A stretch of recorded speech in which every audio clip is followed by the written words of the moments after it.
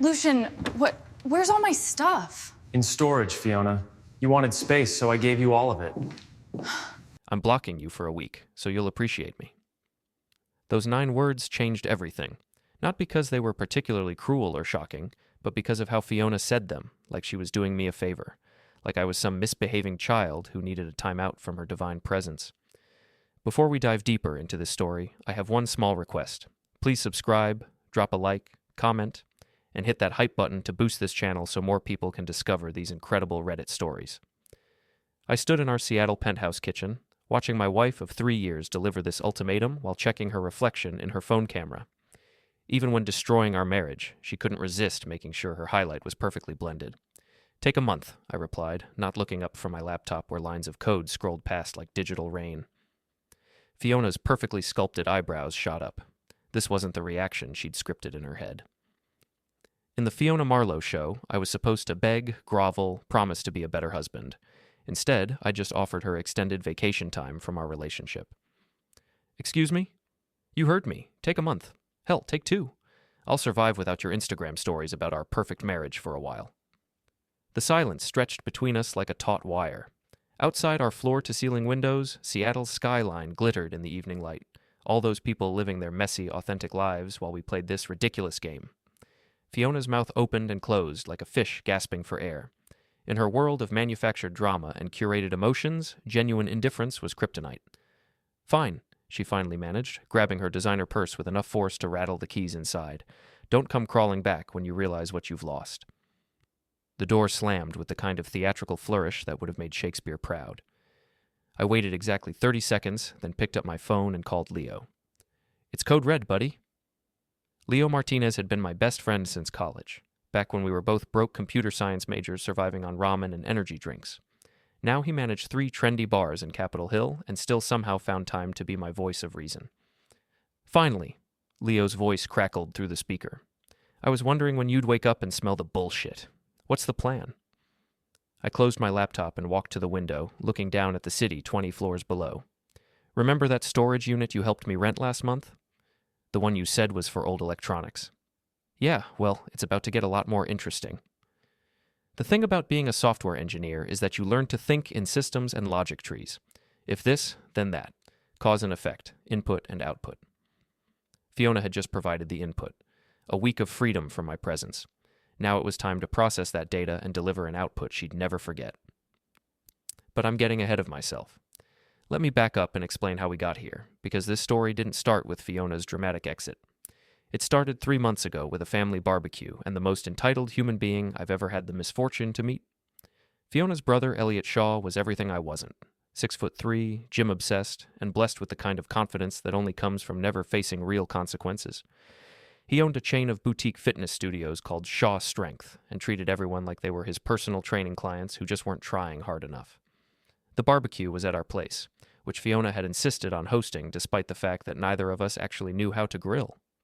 I'd spent the morning assembling a new gas grill while Fiona arranged artisanal cheeses and complained about the Seattle weather.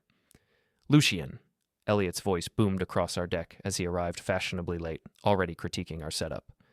Bro, you've got that grill running way too hot. You're gonna char everything. I looked down at the perfectly controlled flame I'd spent 20 minutes adjusting. It's fine, Elliot. I've got it handled. Nah, man, trust me on this. I've been grilling since I was 12. Move over, let me show you how it's done. And just like that, Elliot had commandeered my grill at my own barbecue. He spent the next hour holding court, telling everyone about his latest business expansion while systematically ruining every piece of meat we'd bought. The thing about success, Elliot pontificated while flipping burgers with unnecessary aggression, is that it's all about mindset. You've got to think like an alpha, act like an alpha, be an alpha. Our friend Marcus, a quiet accountant who'd never heard a fly, politely asked what Elliot meant by that. Well, no offense, bro, but look at you. You're sitting there in your khakis and polo shirt. Probably drove here in some sensible sedan. That's beta behavior. You're accepting mediocrity. Marcus's wife Jennifer shifted uncomfortably. Marcus works really hard. He just got promoted to senior associate. Elliot laughed. Not a cruel laugh, but somehow that made it worse. That's great, really. But senior associate? At your age? I was pulling 7 figures by 35. It's all about having the dangerous instinct. I watched this unfold while nursing a beer. feeling that familiar tech worker rage building in my chest. You know the feeling when someone who peaked in high school tries to explain success to people who actually create value in the world. Different people define success differently, I said, keeping my voice level. Elliot turned to me with that patronizing smile. Sure, Lucian, but let's be real. You're what, 37? Still coding apps for other people's companies? When are you going to step up and start your own business? Take some real risks? The deck went quiet, except for the sound of meat burning on the grill Elliot had insisted on managing. I like what I do, I replied, and I'm good at it. I'm not saying you're not good at it, bro. I'm just saying maybe it's time to think bigger. Fiona's always talking about how smart you are. Maybe channel that into something more ambitious? Fiona, who'd been suspiciously quiet during this exchange, finally spoke up. Elliot's just trying to help, honey. He's built something really impressive with Shaw's strength. And there it was. The moment I realized my wife was on her brother's side. Not just in this conversation, but in the larger question of whether I was enough. Whether my quiet success and steady income and complete lack of alpha posturing made me a disappointment. The barbecue limped along for another hour, with Elliot continuing to dispense unsolicited life advice to our increasingly uncomfortable friends. By the time everyone left, I felt like I'd been through a seminar on everything wrong with my life choices. That went well, I said to Fiona as we cleaned up the disaster Elliot had made of our kitchen. He means well, Lucian, and honestly, some of his points weren't wrong. I stopped scraping charcoal off a plate and looked at her. Which points exactly? Just, maybe it is time to think about taking some bigger risks, building something of your own. Elliot started with one gym, and now he's got 12 locations. Elliot started with a trust fund and daddy's connections. I started with student loans and a laptop. Fiona sighed, the kind of long-suffering exhale she'd perfected for her Instagram stories about the trials of married life. I'm not saying you haven't worked hard. I'm just saying maybe Elliot could help you think about things differently. That night, lying in bed while Fiona scrolled through social media beside me, I realized something had shifted. The woman I'd married, the one who used to brag about dating a brilliant software engineer, had decided I wasn't enough anymore. Her brother had planted a seed of dissatisfaction, and I could already see it taking root. What I didn't know yet was that the seed had been planted months earlier, and Elliot wasn't just Fiona's brother anymore. He was something much worse. But I'm getting ahead of myself again. The discovery came later, after weeks of small humiliations and casual put-downs, after I started noticing the way Fiona's eyes lit up when Elliot texted, after I caught her comparing me to him in ways that weren't flattering. The real revelation came on a Tuesday night in October, when Fiona announced she was having a girls' night with her best friend Nadia. Nothing unusual about that, except for the fact that I'd seen Nadia's Instagram story an hour earlier, showing her at a wine tasting in Portland. Unless she'd developed the ability to teleport, she wasn't in Seattle having girls' night with my wife. I did what any suspicious husband with advanced computer skills would do. I checked our shared cloud storage. What I found there changed everything. The photos were time-stamped 3 weeks ago. Fiona and Elliot at some upscale restaurant I didn't recognize, sitting way too close for siblings. Her hand on his arm, his fingers playing with her wedding ring. Both of them looking at each other like they shared the most delicious secret in the world. I sat in my home office at 2 a.m, staring at my laptop screen and feeling something cold settle in my stomach. The photos were just the beginning. There were text message screenshots, voice memos, even a shared calendar labeled E and F time that made me want to throw my computer out the window. The voice memos were the worst part. Fiona's laugh, the real one, not the performed version she used for her social media videos, bubbling through my headphones as she told Elliot about her day. Their conversations were intimate in a way that had nothing to do with connection and everything to do with emotional betrayal. Lucian's been so weird lately, Fiona's voice whispered through the recording. Ever since the barbecue, he's been all moody and distant. I think your advice really got to him. Elliot's laugh was warm, protective. Maybe that's not a bad thing. Guy needs to wake up and realize what he's got before it's too late. What do you mean? Come on, Fee, you're brilliant, beautiful, building this amazing brand. You could have anyone. Why settle for someone who's content being ordinary? There was a pause, then Fiona's voice, smaller now. He wasn't always ordinary. When we met, he seemed so focused, so driven. I thought he was going to change the world. And now? Now he comes home, codes until midnight, and acts like I should be grateful he pays the bills. We barely even talk anymore unless it's about grocery lists or whose turn it is to call the building maintenance. I paused the recording, my finger hovering over the delete button.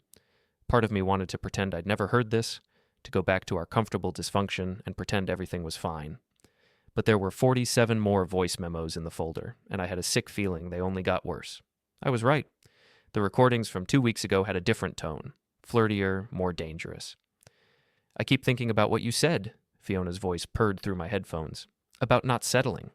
Yeah? Maybe you're right. Maybe I deserve someone who appreciates what they have. You do deserve that, Fee. You deserve someone who sees how incredible you are. Someone like you. The pause that followed lasted exactly 7 seconds. I know because I counted. We can't go there, Elliot finally said, but his voice had dropped to that husky register that meant he absolutely wanted to go there. Why not? We're both adults. We both know there's something here. Because you're married. Because you are my sister. I'm your sister-in-law. And my marriage. God, Elliot. I can't remember the last time Lucian looked at me the way you do. How do I look at you? Like I matter. Like I'm not just part of the scenery in his perfectly organized life. I stopped the recording and walked to the kitchen, where I poured myself 3 fingers of bourbon and tried to process what I'd just heard. My wife was having an emotional affair with her brother-in-law, and they were both pretending it was my fault for being ordinary. The rationale part of my brain, the part that debugged code for a living, wanted to analyze this logically. Fiona was unhappy. Elliot was available and validating. I'd been working long hours and taking our relationship for granted. These things happened. But the human part of my brain, the part that had loved this woman for 5 years and married her in a ceremony that cost more than my first car, wanted to burn everything down. I went back to the computer and kept listening.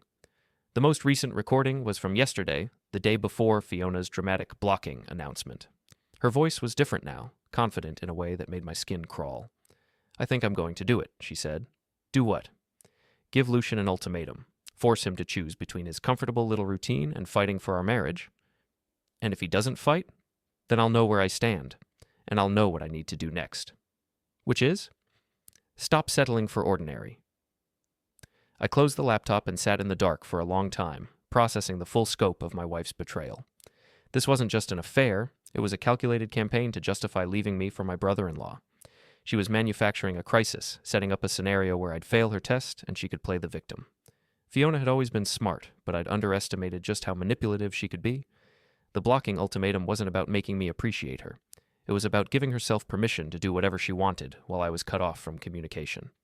Well, if Fiona wanted to play games, I could play games.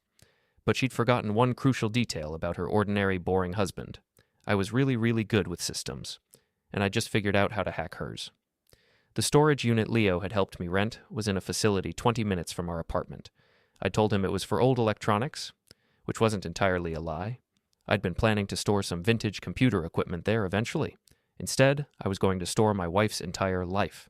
I spent the rest of the night making lists and arrangements, professional movers, storage insurance, a locksmith to change our apartment locks. By the time the sun came up, I had a detailed project plan that would have impressed my most demanding client. Fiona wanted a week without me? She was going to get exactly that. At 9 a.m., I called in sick to work and started making phone calls. Emerald City Moving Services. This is Derek. Hi, Derek. I need to schedule an emergency move for today. Full apartment, very time sensitive. Today? Man, that's short notice. What's the situation? Divorce, I said, which was close enough to the truth. My wife's out of town, and I need everything moved before she gets back. Derek's voice immediately became more sympathetic. Oh man, I've been there. Yeah, we can make that work. What are we moving? Everything that belongs to my wife. Clothes, furniture, personal items. I'll have it all labeled and ready to go. How much stuff are we talking about? I looked around our apartment, mentally cataloging 3 years of Fiona's acquisitions. Designer clothes, expensive furniture, an entire room devoted to her content creation setup for her wellness influencer brand. A lot, I said. Bring a big truck. The movers arrived at noon, just as I was finishing the labeling process. Everything of Fiona's got a bright red sticker. Everything that was mine or ours got left alone. I'd been methodical about it, checking receipts and credit card statements to make sure I wasn't taking anything that wasn't legally mine to take. Damn, bro, Derek said, looking around our now half-empty apartment. She really did a number on you, huh? You have no idea. It took them 4 hours to load everything. Fiona's king-size bed, her walk-in closet full of clothes, her vanity table with the ring lights she used for makeup tutorials, her collection of crystals and essential oils, even her special organic cotton towels that cost more than most people's monthly grocery budget. I kept one thing, the folding chair from our storage closet. I set it up in the middle of what used to be our bedroom, facing the window with its view of Elliott Bay. Then I wrote a note. Fiona, here's your week of freedom. Enjoy the echo. Your belongings are safe and climate controlled. The storage unit information is in your email. Lucian P.S. I changed the locks. You can pick up your keys from building security when you're ready to discuss this like adults. I left the note on the folding chair and walked out of our apartment for what I somehow knew would be the last time. Leo was waiting for me at his bar with a bourbon and a sympathetic ear. So what's the end game here? He asked as I settled onto a bar stool and tried to process what I'd just done. Honestly, I have no idea. But for the first time in months, I feel like I'm not playing defense anymore. My phone buzzed with a text from an unknown number. Nadia, Fiona's best friend and partner in crime. You'll regret this. You don't know who you're messing with. I showed the text to Leo, who snorted with laughter. Want to bet? I typed back. Then I blocked Nadia's number and ordered another drink. The war was just beginning, and I had a feeling it was going to be a lot more fun than my marriage had been. Fiona's social media meltdown started exactly 18 hours after she discovered her empty apartment. I know the precise timing because I'd set up Google alerts for her name, and my phone started buzzing at 3:47 a.m. with notifications from every gossip blog in Seattle. The Instagram story was a masterpiece of manufactured drama. Fiona sitting in what appeared to be a hotel room, makeup slightly smudged for maximum sympathy effect, speaking directly to her 50,000 followers about unexpected life changes and toxic relationships. Sometimes people show you their true colors when you least expect it, she said, her voice perfectly calibrated between brave and vulnerable. I'm learning that the person you think you know best might be a complete stranger, but I'm choosing to see this as an opportunity for growth and authenticity. The comments section was exactly what she'd hoped for. Hundreds of her followers offering support, sharing their own breakup stories, and asking what had happened. Fiona responded selectively, dropping just enough hints to paint herself as the victim without outright lying. Taking some time to focus on my wellness journey, she replied to one comment. Sometimes the universe forces you to level up by removing what no longer serves you. I screenshotted everything before she could delete it. In my experience, people who live their lives online always regretted their digital meltdowns eventually, and I wanted to preserve this moment of honesty for posterity. My phone rang as I was saving the screenshots. Elliott's name flashed on the screen. We need to talk, he said without preamble. Do we? Don't play dumb, Lucian. Fiona told me what you did. Moving her stuff out while she was gone. That's some cold shit, even for you. I almost laughed. Even for me. Like I had a history of elaborate revenge schemes instead of being the guy who usually forgot to put the toilet seat down. She said she needed space. I gave her space. You know that's not what she meant? Actually, Elliot, I know exactly what she meant. I've heard the voice memos. The silence that followed was so complete I thought the call had dropped. I don't know what you think you heard, Elliot finally started. I heard my wife telling my brother-in-law that she deserves better than ordinary me. I heard you encouraging her to leave her marriage. I heard both of you planning this whole blocking drama to justify whatever comes next. Another pause. When Elliot spoke again, his voice had lost its usual swagger. Look, man, it's not what you think. Fiona's just been unhappy, and I was trying to be supportive. By telling her she could have anyone? By asking her to meet you at that restaurant on Pine Street? The one where you held hands like teenagers? How did you? I'm a software engineer, Elliot. I'm really good at finding information. And right now, I'm finding a lot of very interesting information about both of you. I hung up before he could respond and immediately called Raj Patel, one of my coworkers and the closest thing I had to a partner in crime. Raj, I need a favor. Remember that project you did last year for the divorce attorney, the one where you helped recover deleted files from a cheating spouse's phone? Yeah, why? I need you to teach me everything you know about digital forensics, and I need to learn it fast. Raj was quiet for a moment. Lucian, are you sure you want to go down this road? Once you start digging into someone's digital life, you can't unsee what you find. I'm already down this road, Raj. I just want to make sure I'm driving instead of being dragged behind the car. We met at a coffee shop in Fremont that afternoon, where Raj gave me a crash course in the art of digital investigation. Most of it was stuff I already knew, cloud storage vulnerabilities, metadata analysis, social media forensics. But Raj had some tricks I hadn't considered. The thing about people who live online, he explained while pulling up examples on his laptop, is that they always leave more breadcrumbs than they think. Every photo has location data. Every post has a timestamp. Every interaction creates a digital footprint. What about deleted messages? Depends on the platform. Instagram and Snapchat probably gone forever, but text messages, emails, cloud backups, those stick around longer than people think. I spent the next 3 days becoming an expert in my wife's digital life. What I found was worse than I'd expected and exactly what I'd feared. Fiona and Elliot hadn't just been having an emotional affair, they'd been planning a business together, a wellness retreat center that would combine his fitness expertise with her influencer platform. They'd already scouted locations, talked to investors, even designed a logo. More damning were the text messages I recovered from Fiona's automatically backed up phone data. Conversations with Nadia about exit strategies and maximizing settlement potential. Screenshots of our bank statements that she'd sent to someone listed in her contacts as Lawyer Lisa. A detailed spreadsheet tracking my work schedule, social commitments, and what she called mood patterns.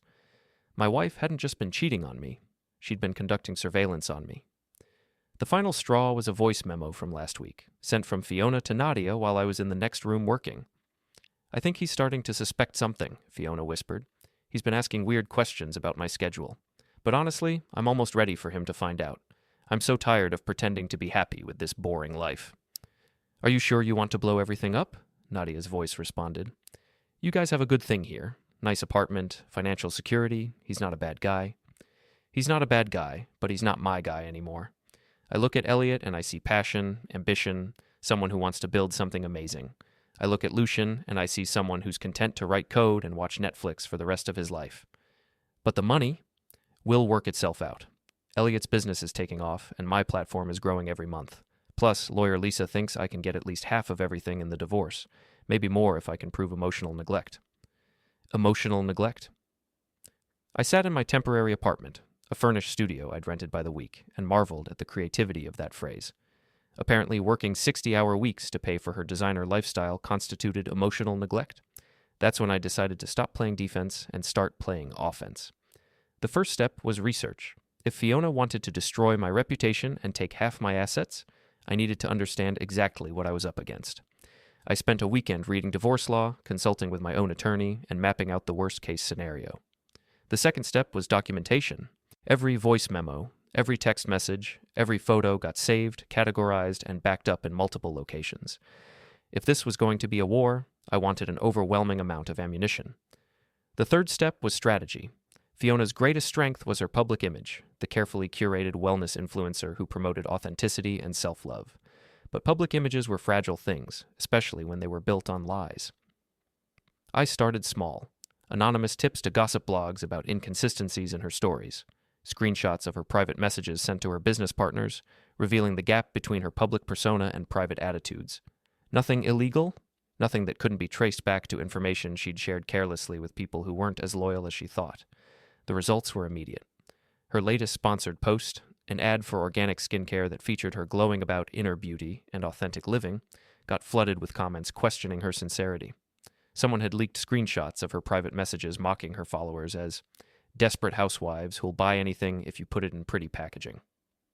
Her engagement rates plummeted overnight. 2 sponsors pulled their contracts. Her carefully managed comments section turned into a battlefield between supporters and critics. But the real masterpiece was yet to come. Fiona's biggest event of the year was the Authentic Living Summit, a wellness conference she'd been promoting for months. 500 attendees, major sponsors, and a keynote speech about living your truth in a world of fake connections. I'd originally planned to attend as the supportive husband. Instead, I was going to attend as something much more dangerous, a man with nothing left to lose and a hard drive full of evidence. The irony was perfect. Fiona was going to give a speech about authenticity while living a completely fabricated life. She was going to talk about real connections while betraying the most important relationship she had. I bought a ticket under a fake name and started planning the most authentic moment of Fiona Marlowe's very carefully constructed life. The Authentic Living Summit was held at the Seattle Center, in a conference room that probably cost more to rent than most people made in a month.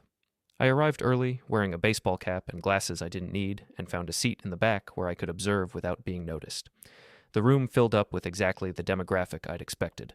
Women in their 30s and 40s wearing expensive athleisure, clutching green smoothies and discussing their wellness journeys, in the kind of hushed, reverent tones usually reserved for church. Fiona's opening presentation was flawless.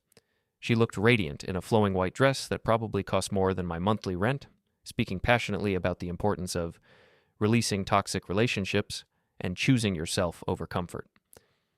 Sometimes the universe puts us in situations that force us to grow, she told the rapt audience. Recently, I've been going through my own transformation, learning to set boundaries with people who don't value my authentic self. The audience murmured appreciatively. Several women nodded like Fiona was speaking directly to their souls. I've discovered that the people closest to you can sometimes be the biggest obstacles to your growth. They want to keep you small, keep you safe, keep you exactly where you've always been. But growth requires courage. Growth requires saying no to what no longer serves you. I pulled out my phone and opened the presentation I'd prepared. 20 slides of screenshots, voice memos, and timeline documentation. Everything I needed to show this room full of authenticity seekers exactly how authentic their guru really was. The hardest part, Fiona continued, is when you realize that someone you trusted, someone you built a life with, doesn't actually see the real you. They see a version of you that fits into their comfortable little world. And when you start to outgrow that world... She paused dramatically, letting a single tear roll down her cheek. Well, sometimes they show you who they really are. That was my cue. I stood up and raised my hand. Excuse me, I have a question about authenticity. Fiona's eyes found me in the crowd, and I watched her face cycle through confusion, recognition, and pure terror in the space of about 3 seconds. Actually, I continued, walking toward the front of the room, I have several questions. Like, is it authentic to plan a business venture with your brother-in-law while you're still married? Is it authentic to hire a divorce attorney before telling your husband you're unhappy? Is it authentic to give speeches about toxic relationships while secretly recording your spouse's private conversations? The room went silent. Fiona's face had gone pale beneath her carefully applied makeup. Sir, I'm going to have to ask you to... One of the event organizers started to say. Oh, don't worry, I interrupted, pulling out my laptop and connecting it to the projection system. This won't take long. I just want to share some authentic moments from Fiona's real life. The first slide appeared on the screen behind Fiona, a screenshot of her text message to Nadia calling her followers desperate housewives who'll buy anything. The audience gasped. Several people pulled out their phones to record what was happening. This is from last month, I explained conversationally, right around the time she was promoting that organic skincare line to all of you desperate housewives. The second slide showed the timeline of her relationship with Elliot, complete with restaurant receipts and hotel bookings. And this is documentation of my wife's authentic relationship with her brother-in-law. Notice how it overlaps quite a bit with our marriage. Fiona finally found her voice. Security, get him out of here. But the damage was done. The room was buzzing with whispers and shocked exclamations. Phones were recording everything. Social media notifications were already starting to ping as people shared videos of the confrontation. I disconnected my laptop and headed for the exit, but not before delivering my closing statement. The funny thing about authenticity, I called out, is that it's really hard to fake. But Fiona's been doing a pretty good job of it for years. I just thought you all deserved to see the real version. I was halfway to the door when I heard Fiona's voice, high and desperate, trying to regain control of the situation. That man is my estranged husband, and he's clearly having some kind of breakdown. Everything you just saw was taken out of context. I turned back one last time. Actually, Fiona, context is exactly what was missing. But don't worry, I've got plenty more context where that came from. The videos of my presentation went viral within hours. Authentic Fiona started trending on Twitter, with users sharing screenshots of her most hypocritical posts alongside clips from the conference meltdown. Her Instagram comments section became a war zone. 3 more sponsors pulled their contracts. But the real victory came 12 hours later, when Elliot called me. You need to stop this, he said, his usual confidence completely gone. Fiona's getting serious threats. People are showing up at her hotel. This has gone too far. Has it? Because from where I'm sitting, this is the first time in months that Fiona's been completely honest with her audience. She's talking about getting a restraining order. I laughed. Actually laughed. On what grounds? That I shared publicly available information at a public event? Good luck with that. Lucian, I know you're angry. I'm not angry, Elliot. Angry was 3 weeks ago when I found out about your little romance. Now I'm just thorough. What do you want? Money? An apology? What's it going to take to end this? I want you to understand something, I said, settling back in my chair. For months, you and Fiona have been treating me like I'm some pathetic loser who doesn't deserve respect. You've been planning my humiliation, my financial destruction, my complete social annihilation, and you thought you could get away with it because I'm just an ordinary guy who writes code and pays bills. That's not But here's what you forgot, Elliot. Ordinary guys who write code were really, really good at systems. And revenge? Revenge is just another system, input, processing, output. You and Fiona provided the input. I'm just delivering the output. I hung up and immediately got a text from an unknown number. A photo of Fiona crying in what looked like a hotel lobby, surrounded by luggage and looking absolutely destroyed. "Look what you've done," the message read. "Are you happy now?" I studied the photo for a long moment. Fiona looked small and vulnerable, nothing like the confident influencer who'd been giving advice about authentic living just hours earlier. For a split second, I felt something that might have been guilt. Then I remembered the voice memo where she'd called our marriage boring and me ordinary, and the feeling passed. "Getting there," I typed back. But I wasn't getting there, not even close. Because while I'd been focused on destroying Fiona's public image, I'd been neglecting the other half of the equation. Elliot Shaw was about to learn that ordinary guys who write code can be very creative when properly motivated. Elliot's gym empire was built on image as much as Fiona's influencer brand. Shaw Strength marketed itself as the premium fitness experience for successful professionals, the kind of place where tech executives and real estate moguls paid $300 a month to work out next to local celebrities and Instagram models. The flagship location in South Lake Union was Elliot's pride and joy. 15,000 square feet of gleaming equipment, floor-to-ceiling windows, and the kind of industrial chic design that screamed expensive. He'd leveraged everything to open it, including a significant loan that I happened to know about because Fiona had co-signed for it using our joint assets as collateral. That loan was about to become very relevant. I spent a week conducting reconnaissance, learning Elliot's routines and vulnerabilities. He arrived at the gym every morning at 5:30 a.m., stayed until 8 p.m., and treated the place like his personal kingdom. His office overlooked the main workout floor, where he could survey his domain and occasionally emerge to offer unsolicited advice to members who just wanted to exercise in peace. The plan I developed was elegant in its simplicity. No illegal hacking, no property destruction, no physical confrontation, just the strategic application of information and timing to create maximum chaos. Step 1 was financial pressure. I'd discovered that Shaw Strength was operating on much thinner margins than Elliot liked to admit. The premium locations and high-end equipment were expensive to maintain, and membership growth had stalled over the past year. A few well-placed reviews highlighting safety concerns and poor customer service could easily tip the balance. I created a dozen fake personas, former members with believable backstories and legitimate grievances, overpriced contracts, equipment that broke down frequently, staff who were more interested in selling supplements than providing fitness guidance.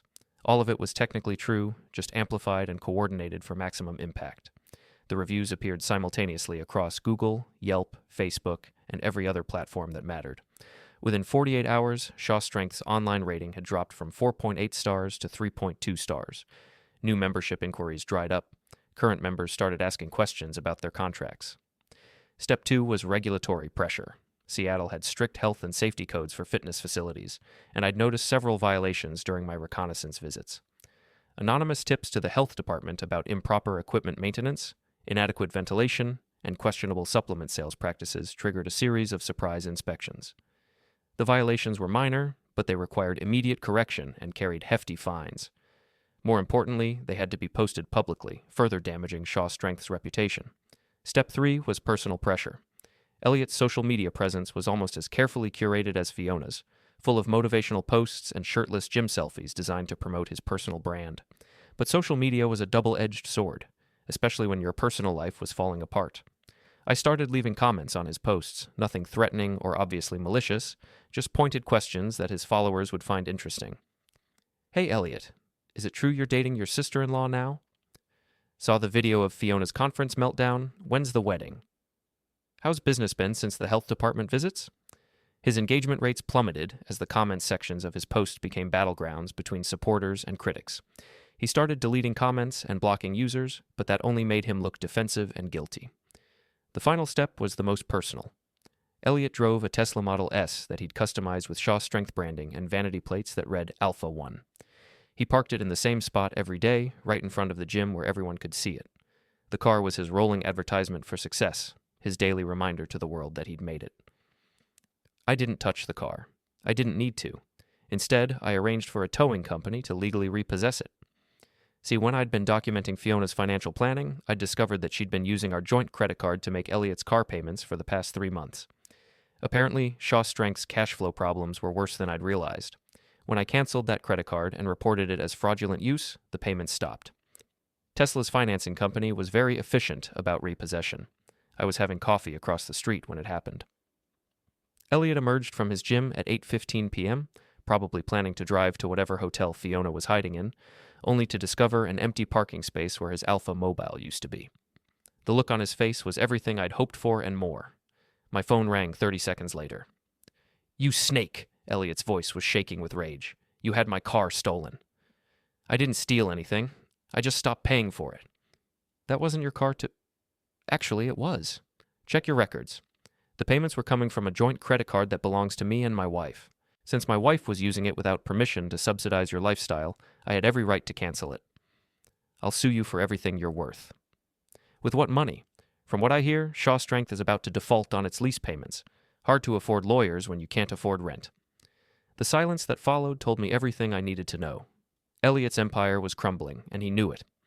"What do you want?" he finally asked, all the fight gone out of his voice. "I want you to understand something," I said, echoing our previous conversation.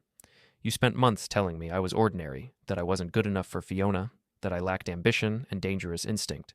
You convinced my wife that she deserved better than a boring software engineer who just pays the bills and minds his own business." "Lucian? But here's the thing about boring software engineers, Elliot. We're really good at systems analysis, and when I analyzed your system, I found a lot of interesting vulnerabilities. Your business model is unsustainable. Your personal finances are a disaster. Your entire lifestyle depends on other people's money and other people's approval." I paused, watching through the coffee shop window as Elliot stood alone in the empty parking space, looking lost and defeated. "So, who's ordinary now?" I hung up and walked home to my temporary apartment, where I found a letter from Fiona's attorney waiting for me. Divorce papers, exactly as I'd expected. She was asking for spousal support, half of our joint assets, and exclusive use of our apartment until the property settlement was finalized. I read through the documents twice, then called my own attorney. "Jim, it's Lucian. I need to file a counter petition, and I need to do it tomorrow." "What's the rush?" "Because I have about 40 hours of recorded evidence that my wife was planning to defraud me, and I want to make sure the court sees it before she has a chance to destroy anything else. The counter petition I filed was a masterpiece of legal thoroughness. Adultery, fraud, intentional infliction of emotional distress, dissipation of marital assets.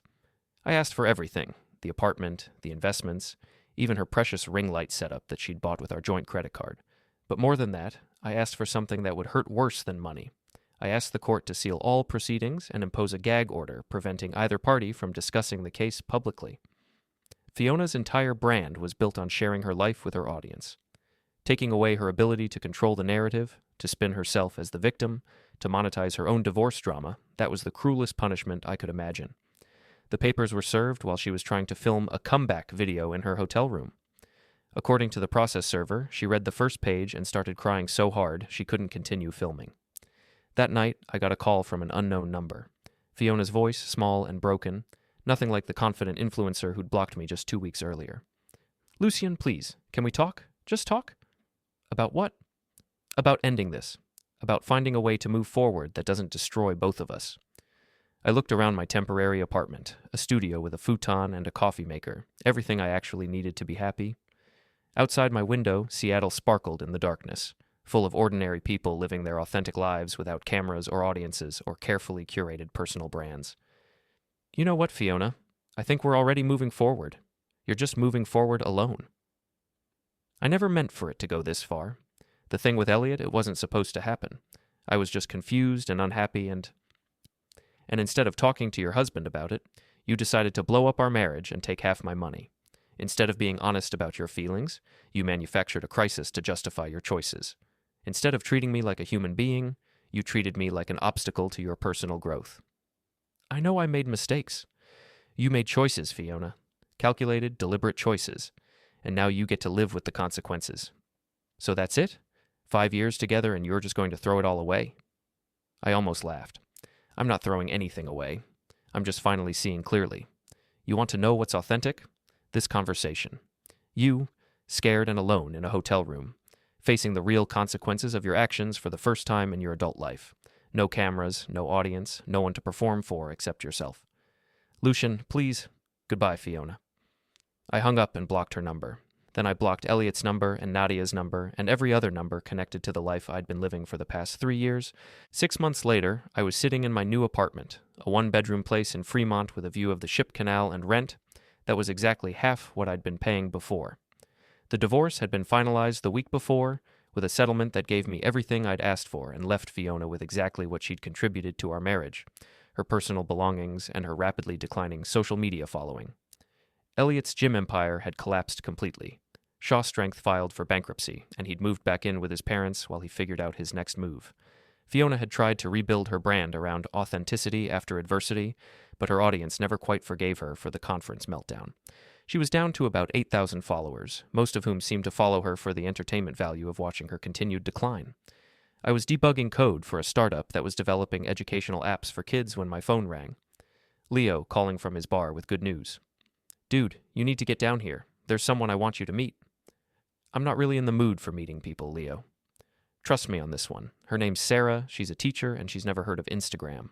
Also, she thinks influencers are basically just professional narcissists, which I thought you'd appreciate." I saved my work and looked around my quiet, authentic apartment. No ring lights, no camera equipment, no carefully curated anything. Just books and computers and the kind of comfortable mess that comes from actually living somewhere instead of performing there. "I'll be right over," I said, "because sometimes the best revenge isn't destroying your enemies. Sometimes it's building a better life than the one they tried to take from you."